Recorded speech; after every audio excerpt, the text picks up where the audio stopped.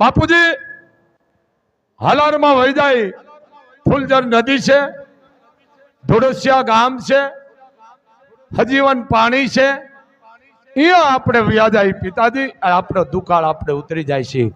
એમ આ વરુડી પછી મુકામ ધોળસિયા કર્યું. એટલે બહુ મોટી વાત છે. આ વરુડીની હજી એક પોઈન્ટ જ વાત મૂકી છે, બહુ મોટી વાત છે. હા, એટલે આ વરુડી આ ચારણની જગદંબા.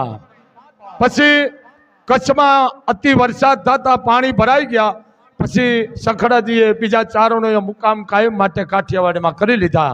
પણ ચારણોને જ્યાં પાણી અને ખડ અહીંયા ચારણો.